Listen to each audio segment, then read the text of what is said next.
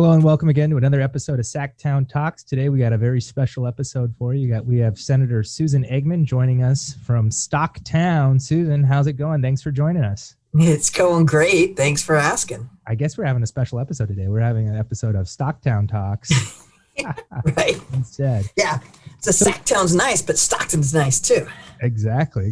You're closer to the Bay. You know, you guys could. That's right. The Bay Area more than we can. Mm-hmm. Yeah, and we have the big Deepwater Channel, the inland port right here. Yep. So Susan, last year a lot has changed. You went from Assembly Member Susan Eggman to Senator Susan Eggman. How's the transition been, and how's the Senate compared to the Assembly? So I will say it is great to be a senator, but I'm glad I'm not a whole new member, because coming into the building during a pandemic, I would guess would be disorienting it is a big transition coming into the building, right, no matter where you're coming from, but not having any experience in the building, I would guess it's a brave new world. We're all in together with masks and distancing and not having staff, and the Capitol being closed, and committee hearings being remote. Can you hear me? Yeah, state your name and the committee hearings and the calls. We're just on the Me Too's now. Thank you. Yeah. Right. Yeah, it's definitely been an adventure on our end. Not being able to go to the building, not being able to testify, and imagine on your side it's even more. Equally or even more so excruciating. So definitely weird times. I guess, how is it with 40 fewer members, and I guess getting to know your members and operating, kind of how are you noticing the difference and having a little more elbow room around you to operate? I like it very much. I like the more deliberative nature, I think, of the Senate, which just comes on the natural with having half the amount of people. And of course, half the amount of people just means, I think there's more room for collaboration and collegiality, because people aren't just you don't need to be as scrappy. You can just be, I think, more present and deliberative.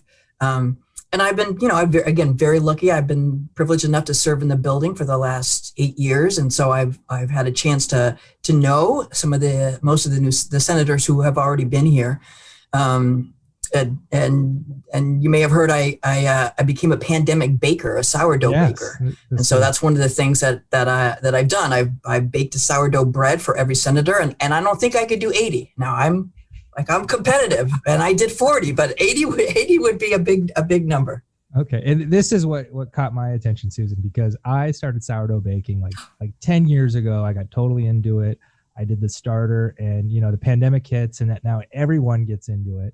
I saw your loaves online. I thought that was brilliant, giving every member a loaf. So kind of getting into the nitty gritty on your dough recipe. Can you kind of give us a little background? Are you using 100% natural wild yeast starter, or are you using some commercial yeast? I made my own. This is Stockton Victory Park homegrown yeast. It is pure Stockton grown right here. So there is nothing commercial about it. I don't grind my own wheat, so I do use commercial flour. But no, the yeast is all mine, and that I started, I guess, last March or April, and I'm still baking. I've got 11 going. I've got some. You got 11 starters going right now. I've got 11 starter going right now. I can show you if you want. I have a batch proofing, not in its final rolls yet, but I'm going to do that next. And yeah. And so for listeners at home, you can make your own sourdough starter. You just get some flour and some water, and you just keep adding flour and water every day until it starts bubbling. And, I've had the privilege of living in different areas of Sacramento, and the bread will taste different depending on where you live. So Susan, can you give us a little info on your yeast, and kind of, what kind of sourdough is it bringing out? Is it more like, is it as like San Francisco? Is it have that, nice sourness to it, or is it a little more mellow? What's the Stockton wild yeast like? Well, as you know, it depends on how long I ferment it, how sour it is. Right. So this batch I have in right now, April is busy with committee time, so I kind of forgot I had a batch proofing. So I think this one's gonna be pretty sour. And I don't know about you, but I do different types too. So it kind of depends on what I'm doing and what kind of leaven I create. I do a buttermilk rye with a banana in the leaven. I don't know if you've done that. It's a Japanese method. And that will taste, not overly sour at all, but really complex and earthy and grainy. Versus if I do just a standard Stockton sourdough, then it's nice and sour. So I guess it's kind of whatever, right? Whatever you put into it, and probably like you, whatever your intention is, right? Whoever I'm making it for, I kind of think about that person, and so I'll do like a honey in the rye, right? I know the Roostaller, so I use the Roostaller ale with some of the Eggman family honey and do a nice rye. And so there's all kinds of different ways to do it. But I would say I would stand up my Stockton sourdough to San Francisco any day. Well, we'll have to taste or it. Sacramento. So where's the best place in Sacramento for your best loaf? It was interesting because I thought, I've lived in different areas, and up in the foothills, it's not as sour, but it's still sour. But then I moved down by the river here, and I thought you'd really pick up some interesting yeast that would give it a more sour flavor, and it was the most flavorless. Really? So actually, interesting enough, I used to live in the Elk Grove area, and that's kind of where I noticed you would get the best yeast production down in Elk Grove. Yeah. I think it's closer to the Delta, right? Yeah. And then my wife is from Texas, so one time we went and visited her family, and we were there for a week. So I just made a starter, and it was the most flavorless. It rose beautifully, it bubbled beautifully, but had absolutely no flavor. So it was very interesting, kind of where you are and how different your bread will taste. So. Yeah. So you don't take your culture when you go? Like when I go up to the mountains or something, I'll take some of my culture and then make my own bread up there. But I've never tried to start it someplace else. Yeah, no, I've traveled locally with it, but never. We were flying, so yeah, I didn't know if TSA. How many ounces could I get? Yeah. It's fascinating, though, isn't it? It's super fascinating. It kind of it makes it obvious. Everyone talks about like why bagels and pizza are different in New York or in Napoli, Italy, and it's just kind of the yeast and how it is there, and it's impossible to replicate other places in the world. So yeah, gives you a real appreciation for the just the local culture, if you will. Exactly. So in your baking method, kind of what oven are you using? How hot are you baking these loaves at?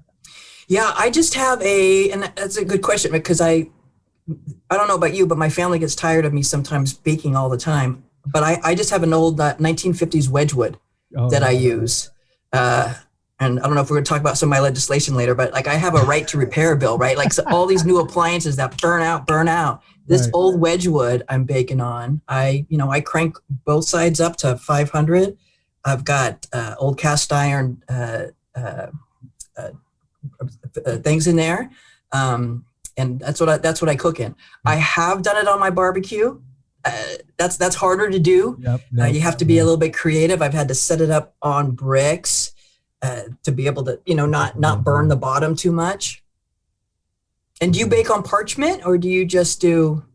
Yeah, I do the parchment, so it just comes right off. That's what I found. I found actually that if you put a little pan of water at the bottom, you get that oven nice and steamy. You get the nice spring in the rise. Yeah, I use a cast iron Dutch oven with the cover. Right. And then take the cover off. Yeah, the old Dutch oven method. Yep. Yeah. So, that's good, but I guess as you mentioned, I guess we are here to talk a little bit. We can talk about bread all day. And I got from my birthday. I just read online, but it's sitting right here. I love that. For my baking stuff. So that's what.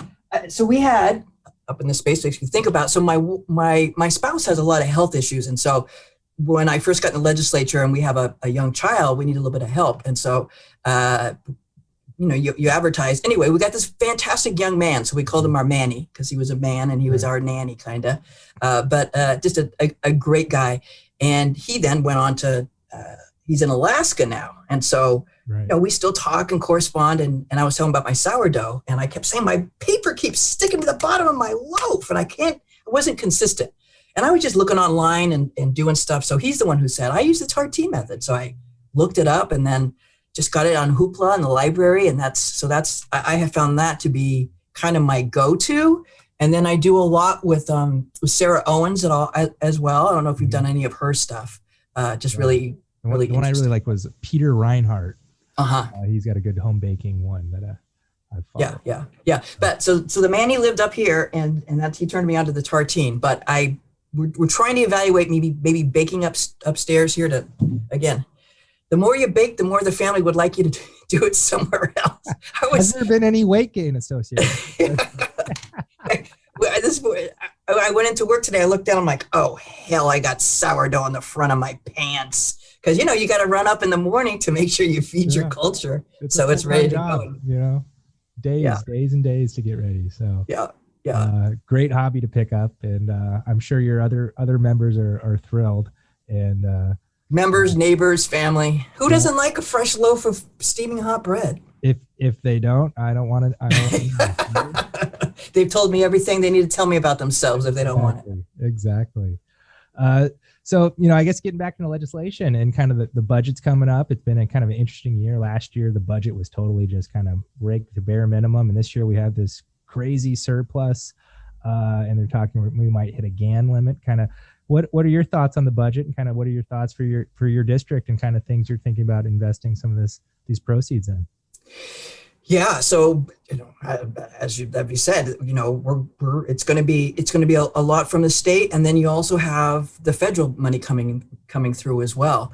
So the Senate has a plan, very invested in, called Build Back Boldly, and so a lot of my interest is especially around health and human services and making sure our safety net, public health, all those things that we've underfunded for so long get the attention that they need. And then as a social worker and a mental health professional, I'm there's a lot of new programs that are coming on that I think are really going to go far to helping issues around chronic and persistent mental health issues. And also on the front end at schools and prevention across the lifespan, I think, but then also really looking at that space between mental health and homelessness. I think some of the programs that have been on board and will continue to be funded and take up space, things like Operation Home Key. And then if you've paid any attention to things I've done, I'm always very interested in more investment in higher education at CSU in the Stockton area. And so while I don't think we're going to land a whole CSU in Stockton next, by June, we continue, I think, to hopefully make progress on saying we have, when I got into office, or when the governor most recently came in, one of the things that Daniel Zingali said, close a prison, build a university in Stockton. So right. The governor is closing some prisons, and so I'm waiting for the university, and we've got prime location for it. And anybody who listens knows that we are the largest city in the state of California without a public institution, a 4-year institution of higher learning, even though we have 4 state prisons and not one public university, the largest area with not one within 50 miles in the state. Wow. So we continue to push for opportunities around that, but then also just around we're going to look at ways just general for the state, expanding Medi-Cal, making it easier for people to be able to apply for things. And Lord knows we need to fix EDD. My staff has been working 7 days a week since this pandemic began. We've had to shift capital policy staff down to the district to be able to help with the load that is coming from our unemployment. And we know that now is a year since a lot of people were getting on it. So the workload, we can already feel it, trying to help people who are trying to navigate through the process. Right. COVID-19 has affected every district differently. Kind of how has it affected your district with the port being there and a lot of import-export stuff and agriculture going on? I guess, how has COVID affected Stockton? Yeah, I think like everywhere else, and especially places, Stockton is my district is very diverse in that it is primarily still an agriculture area, but we have huge urban cores, Stockton, Modesto, now in my Senate district, as well as quite a bit of suburbia, and then traditional ag, but now with more boutique ag, like a huge amount of wineries in the Lodi area and increasingly in the Tracy area. So like with everything, we saw a huge hit to our farm workers, our agriculture community, our processing plants. Issues around housing have been, I think, especially made worse during this time. And as you know, the cost of housing keeps coming up, and so people keep moving to our area. So like everywhere else, I think housing has particularly been impacted. And our small businesses, like everywhere else, have taken a huge beating. With we were one of the last communities, both my counties, to come out of the purple into the red. We are still not yet into the orange. So the areas that I think have a high degree of agriculture workers and service workers have also had the highest levels of infection rates, and so have been some of the slowest to recover. So, I hope as we continue to, and I will continue to really argue the point that as we continue to make California, as we continue to reopen, that we really need to provide the support for all the regions that have been hit even more hard than some of the other parts of California. Yeah, well said. Last year everyone, was required to kind of cut their bill load down to the bare minimum. This year, kind of with a little more normal of a session, kind of what's your bill load look like, and kind of how have you had success, I guess, going through your first committee season here? We're so far, all our bills are still alive, which is always happy to say. And some of them, I did the End of Life Options Act in 2014, 2015, which was at the time hugely controversial and really took a lot to get that passed. When I presented, we're doing a follow-up to it. Part of it is removing the sunset. And when I did that the other day in the Judiciary Committee, it was the least controversial bill on the docket. And I said, isn't it amazing what change can happen in just not that amount of time? What was once incredibly controversial is now, okay, that's not high on the list. So my bill. So we're focusing mostly on mental health. We've got.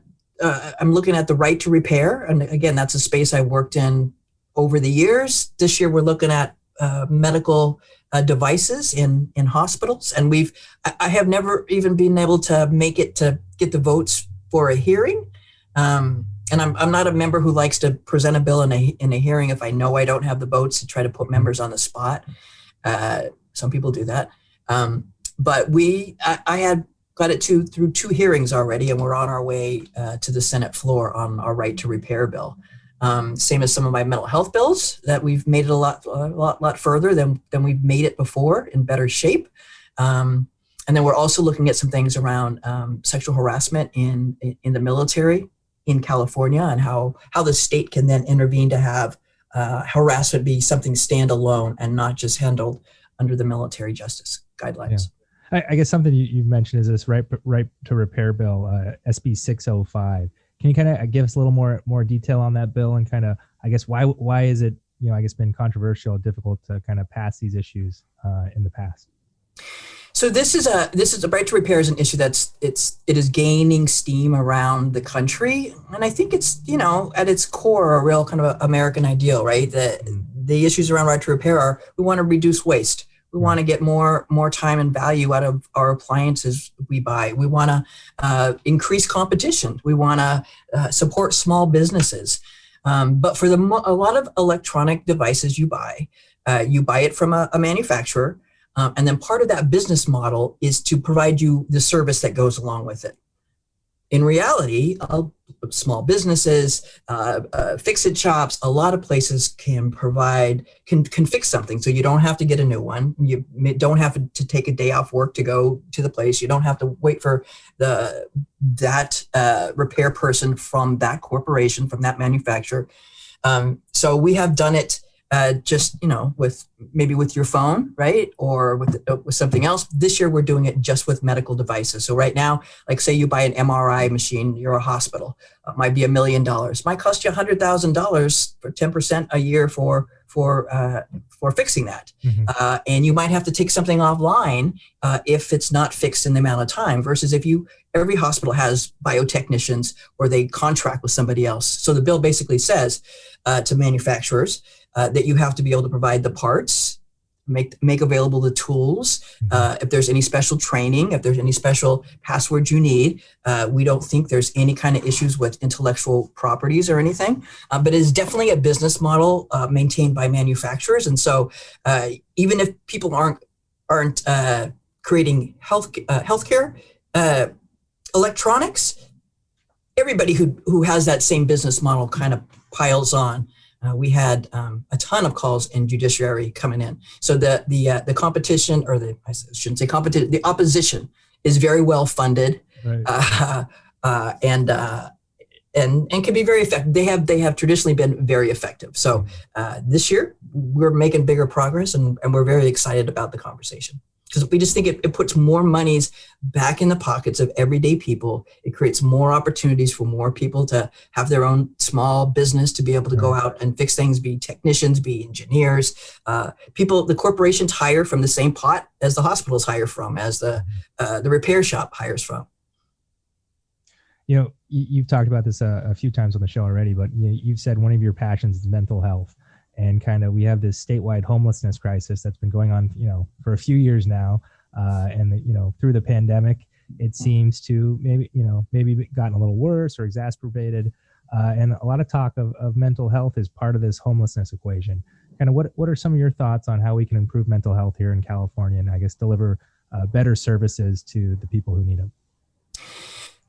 The administration has right now something called CalAIM. So and we put that bill through our health committee yesterday, and that will hopefully really target being able to have reimbursement for things like housing, some of the things that you really need to stabilize people that aren't possible in a medical system right now. So we're trying to expand what that means. The people who are severely and persistently mentally ill, who find themselves homeless, it is a small percentage of the population, but it is certainly one of our most visible populations that we think about when we think about homelessness a lot of times. And that is, as you said, the most hard to reach population. One of the issues is around funding, and some of it's around our laws. I often equate it to our forests, right? We went from a time way back when we used to clear cut our forest and cut old growth, and we realized that was very bad. So then we went to a part where we didn't do anything, and then we saw what happened to our forest. Right, we had raging forest fires because we didn't do any care. We've seen the same thing, I think, with mental health. We used to come to a time when we would lock people up because we didn't like who they loved, we didn't like what they looked like, we didn't like how they behaved, and then we went to a model where we didn't do anything. And I think we need to get back to some balance in the middle. So one of the bills I'm looking at right now is assisted outpatient with Laura's Law. We passed that last year, that where counties can institute a advanced outpatient treatment program. And it used to be counties could opt in. Now we're saying counties have to actually have a hearing to opt out. And we have some cleanup legislation going through with that. And then the other bill we're looking at, right now, something called 5150. If somebody is a danger to themselves or others or unable to provide for themselves, they can be held for a period of 72 hours. If at the end of that 72 hours, they can be released and or held an additional 2 weeks or potentially longer. We are looking at that criteria to expand it to also include healthcare needs. If somebody's mental health condition prevents them from being able to make good decisions about their healthcare, that would then also constitute a reason to hold somebody longer, to stabilize them enough so that they can then make decisions. Because we know things like an abscess on your foot or a diabetic issue can then result in somebody becoming totally incapacitated or cycling back into the emergency room or doing something to get themselves arrested and then being in our justice system. So we're trying to look at that and really balancing the rights of an individual to make their own decisions based on just, public health, but also compassion and really understanding that sometimes people's mental health issues impair their ability to make good decisions for themselves. So it is a balance, and we're hoping that this is the year that we're able to be able to get a lot done through the legislature. And I also have a ballot initiative to be able to look at some of these things more broadly. If some of the legislation is not able to achieve all of our goals. Mm-hmm. A big issue you kind of touched on in your comment there was, we've had fires, they've ravaged the state, and this year again they're saying we're in a drought. Kind of, being from an agricultural family, living in the valley where agriculture is so important. Kind of what is the status on water in the valley right now, and getting the farmers the water they need? Yeah, water is a complicated issue. I was talking with Senator Borges today, who is the chair of Ag, and they're going to have a press conference on issues around water. But South Valley water issues can be very different than Delta water issues, because anytime you say send more water to the farmers down south, you're basically talking about running that water not through the Delta. That we need to be able to maintain that ecosystem as well. So I sit in a very complicated the rapids of the water, if you will. But we're, our farmers are the first environmentalists, right? Their care for the land, I think, has been phenomenal, and they have had to continue to evolve to be able to figure out how to farm with less water. But we definitely need water to be able to keep our crops. So the issue of storage continues to come up. And we have to do that. There's recharging our aquifers. Every year I've done something on groundwater recharge as a beneficial use. Those bills are always difficult, right? It is, if we try to say, let's put more in the ground, then our South Valley folks will say, no, don't put it in the ground, send it down to us. So it's a tension that always exists.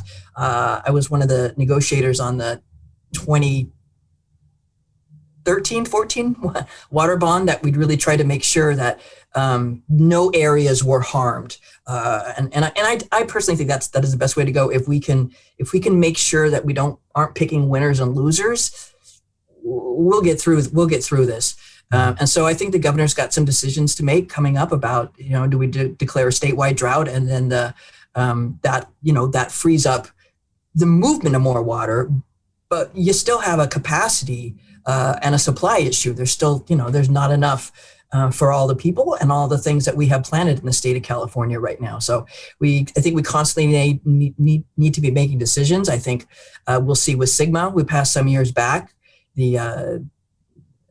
that's where we're monitoring underground water supply, that we're going to see some land fallowed. And, that is very difficult for our agriculture community here. But that is going to be part of the reality. So that's going to be part of the equation. And we need to make sure our rivers are still healthy and clean. We need to make sure our species stay alive. So it is a real balance to be able to work with the issue of water in California. Yeah, I guess that's really interesting, that balancing act you really portrayed well there. It used to be, are you on the side of the farmers or the smelt? Yeah. And, I guess there's this argument out there that there's, or belief that there's plenty of water out there, but the government's holding it from us. But, you did a great job kind of portraying that balancing act and how, there's a lot of needs for different water in the state. Yeah. Yeah. I mean, salmon's iconic in the state of California. Do we really want to, starve our rivers enough that there's no salmon left? That's right. And then, what chain? And then what goes next? Yeah. Exactly. So yeah, always a fascinating issue here in California. Yeah. Well, Susan, I know you're short on time. You got a lot going on, but is there anything else you want to hit before we get out of here? I don't know. What's your favorite bread to make? I'm a good fan of. I just like the straight up white bread, sourdough, and I love to make it in little rolls in a pull apart roll. And little 1 ounce, 2 ounce, 3 ounce rolls. Like you just roll them up and you proof it like that? Yeah, you just proof it. And through the years I found that, I actually bought a professional proofing box, but then I found that, the best thing is just use your dishwasher. Yeah. And it's nice and moist and happy there. And you get that great spring. Yeah. Yeah, it's amazing. So I have become quite popular in my family as well on holidays and things like that, making it into different shapes, like a turkey or a Christmas tree and stuff like that. So that's my go-to. And then, the leftovers you can make it into waffles or pancakes, or always new ways to use it. So. Yep. English muffins. I love making English muffins. Yeah. That's a crowd pleaser. And then if I have extra bread, I make croutons. My little girl loves croutons, or breadcrumbs. We do that. Right. I have chickens. I don't know who gets the bread scraps, the chickens or the dogs, but I know it goes. Well, then that's the next thing. Now you can give everyone a dozen eggs, or half. That's right. That's right. I got the chickens Great. now. And then the honeycomb. I can't wait till that. And then the honey, right? Yeah, yeah. When we got the chickens, my little girl's like, "Are we gonna have a farm now?" And you're like, you do. You have chickens. We do. We do have a little farm here in Central Stockton. That's great. What kind of flour are you using? Any brand I name use flour? Bob's Red Mill. Bob's Red Mill. We're looking for a sponsor. So Bob, if you're listening out there, Bob's Red Mill, please. There you go. I did a little road trip during the legislative. I did my doctoral program up in Portland, so I went up to Oregon, and I went to the motherland. I went to Bob's right there outside of Portland in Oregon, and I came home with a bunch of flour. Wow. Did you meet Bob? Was he there? I didn't. I don't think Bob's living, is he? Oh, But I did buy it. But I did buy a sweat. I did buy a sweatshirt. Well, that's great. So Yeah. awesome. Well, thank you so much for joining us, Susan, and happy baking, and keep on baking. All right. Any day bacon is a good day. Amen. Yeah. All right. Susan, thanks. Are called dreamers. Esto hay que darle vida. Esto hay que darle vida.